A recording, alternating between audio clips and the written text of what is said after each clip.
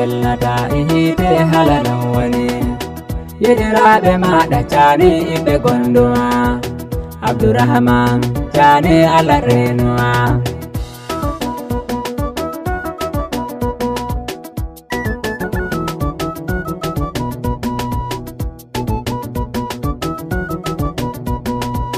yaki wallata ihite halanon wani yediraɓe maɗa cani ɓe gonduma Abdurrahman cani Allah renuwa Fami o yautaka ashe o famai ma o fama ai mi fami mo ashe General Chani har sashe amoyte be ashe Achen biddo amagoido mugaye ashe Akuma Chani alela ma ahinna ma use General Abdurrahman asoja makashe Amoyte be ahabe be kebi akase Be andano be andi ma be pami ma ashe Be andano doni kam be pami ma Chani yaki wallata ihite halanon wani yediraɓe maɗa cani ɓe gonduma Abdurrahman cani Allah renuwa Chani mo adalci mo karamci mo dottako cani Shugabajo ardiɗo mo dottako cani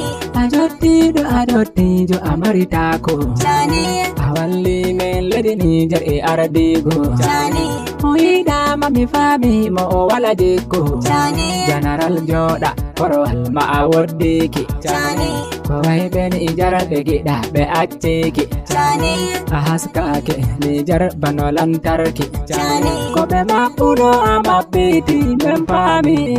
yaki wallata ihite halanon wani yediraɓe maɗa cani ɓe gonduma Abdurrahman cani Allah renuwa Mi waran Niger to maɗa cani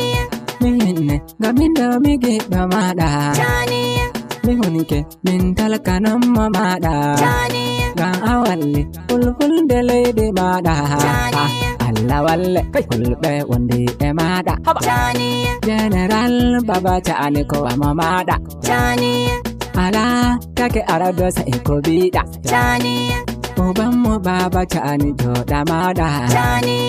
Mi waran leydi Niger gam mi hinna Baba Chani yaki wallata ihite halanon wani yediraɓe maɗa cani ɓe gonduma Abdurrahman cani Allah renuwa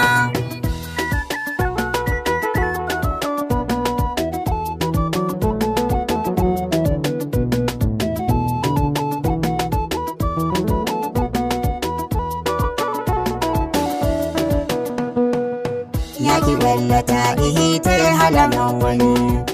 yediraɓe maɗa cani ɓe gonduma Abdurrahman cani Allah renuwa Nanna ɓe bauta waɗi komi a yawde to ɓe milata a hokki tazara to wayiɓe ɓe Niger ɓe dolli fikira a welli ɓe bonni bo ɓe natti makara a magi ɓe a sayti ɓe bo dole ɓe hakura a yawde milo maɓɓe kan a jangi fikira a weltama a weltana ma Baba Chani shukura soje e ruɗu soje eje amara ɗo fikira mo himɓe e ko'ina haɓe andano joni kam ɓe pami ma Chani yaki wallata ihite halanon wani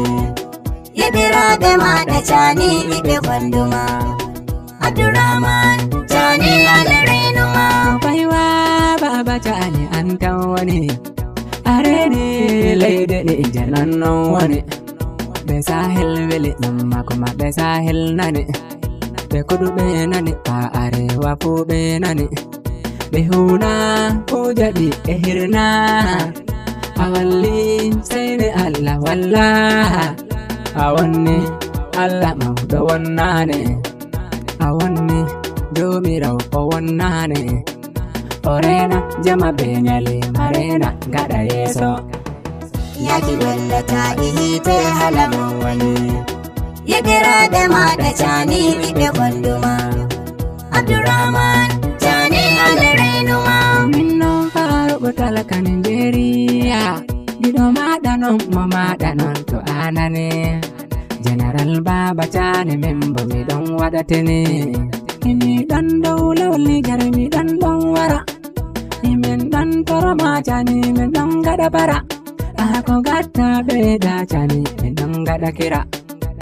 Cani baba cani, aku cani, oh mana cani, sanu cani, sojan gaske cani, sai cani. Yaji wallata ihite halamun wani, ya dira da ma da cani ibe gunduma.